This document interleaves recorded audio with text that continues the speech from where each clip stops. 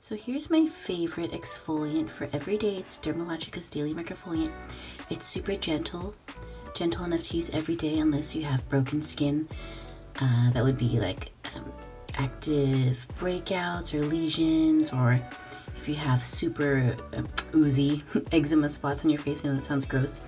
You wouldn't want to use that, but if your skin is closed skin and you don't have any broken skin, this is fine to use every day. So it's a powder, and you're going to sprinkle some into your hands. The tricky part with this is you don't want to add too much water because you want it to be kind of foamy.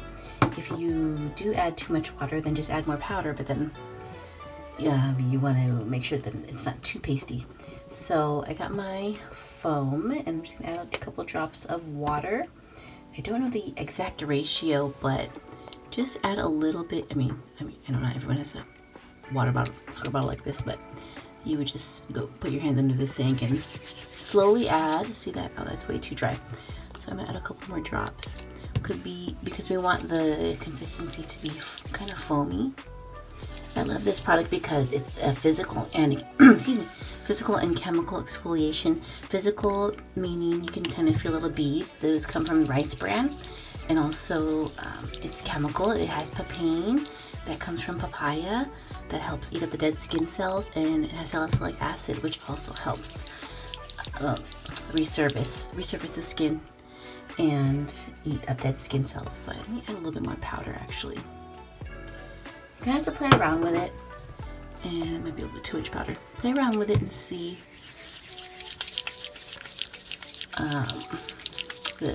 just play around with it and see how the texture feels when you don't add enough water.